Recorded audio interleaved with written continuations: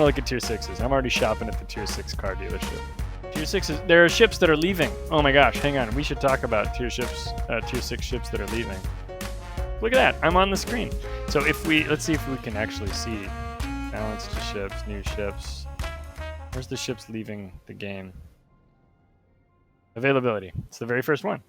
So if you're unaware, people, and you care about these boats, you might not. And honestly, some of these boats, I don't know. In my opinion, they might be save your money boats. But check this out. Eric Lowenhart. I'm not a CV guy, so I'm not going to rush out and buy the Eric.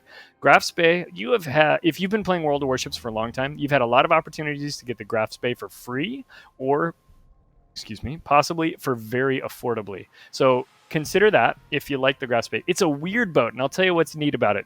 Tier 6 with a hull repair, with the guns off the Scharnhorst, so battleship guns on what is effectively a lightly armored cruiser. So when you get hit, you can heal at tier 6. That is 1 to 2 tiers before normally that's even available. Even on a premium, you can hit like a battleship. You can hit like a Scharnhorst, right? Big old guns on that thing. And 8-kilometer torpedo. So Graf Spey, pretty cool. T-61, if you have watched any of my streams ever, you know that the T-61 is one of my favorite destroyers in the game. Definitely the top, my number one tier 6 destroyer. It's got low detect, it's got acoustics, it's got 8-kilometer torpedoes, it's got decent guns, it's got smoke, it's got turbo booster, speed increase thing. T-61 is great. It's just really well balanced, and then you throw the sensors in there, and it can do the same kind of tricks the Z52 can do at tier 10. Fantastic. If you like the T-61 and you don't mind throwing a couple of dollars down, it's worth getting. Z39, honestly, you can skip it. That's my opinion. It's okay. I wouldn't rush out to buy it, though. I'd let that one go. Nelson is free if you have free XP. So you can get the Nelson right now for free XP if you have enough. And if you don't, now's the time to start thinking about saving it up, because the Nelson is cheap enough when it comes to free XP that you can actually save enough before this patch comes out that you can go get yourself a Nelson. Heavy McD knows about the Nelson. He's telling you to go get it, and he's right. It's fantastic, and it's a great little British battleship, great little captain trainer, whatever. Haida, I have the Haida. It's okay. The Haida's okay. If you can get the Haida with the cool Canadian camo, then it's a fun party trick to pull out every once in a while. It's got a big make-believe camo on it. But I don't think you can get that anymore. So I think I would probably skip the Haida if I didn't have it already. I do have the Haida. It's fine, but it's not amazing. I wouldn't rush out there and buy it unless somebody said, dude, the Haida, oh my gosh, and it had some reason to buy it. But I'll tell you why they don't do that, because there's not like a really strong reason to buy the Haida. Its gun armament is a little weird, and the shells are kind of floaty. They don't seem to hit very hard. They shatter a lot. It's only got 1 torpedo launcher. It does have creeping smoke and acoustics, which makes it kind of an interesting boat from that perspective.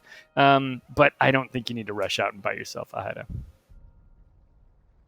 Okay, Asashio. Asashio is an absolute murder tub if you're shooting against battleships and aircraft carriers only. It's a Japanese boat. It's got deep water torpedoes that can only hit battleships and aircraft carriers, which is, frankly, a lot of targets in a lot of games. We see carriers pretty frequently these days, and we see battleships in every single match that we ever play. The thing about carriers, though, is if you see carriers, they're going to make it harder to play the Asashio. In my opinion, and I'm a guy who doesn't own an Asashio, so obviously you should seek the opinions of people who own this boat.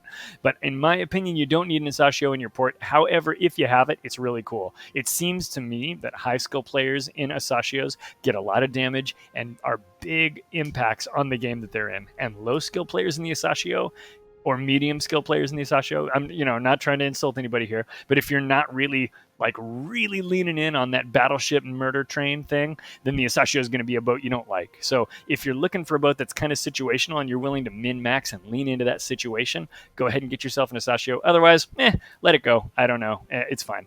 Lenin is a tier 8 Russian battleship, and I will be honest, I don't know a damn thing about it. So if you feel like you should get a Lenin, or if you like Russian battleships, go look into this one yourself and go to Twitter. Go to twitter.com/ClydePlaysGames and tweet at me and tell me why I should get a Lenin, because I don't know, and I haven't taken the time to figure it out. All right, I just wanted to cover this because this is news and it's current information and it's coming up and it's a big deal. It's absolutely not a big deal if you're just playing the game free to play and you don't care, and because there are a ton of really great tech tree boats that you can get instead. So that was it. I just wanted to throw that out there in case anybody didn't know this was happening, if you were under a rock or if you're not following the news really big. And just because Cumulo called me on it earlier, I'm going to put GeoGuessr. Here it is. It's on the screen for just a second. And then now we're going to go back to World of Warships.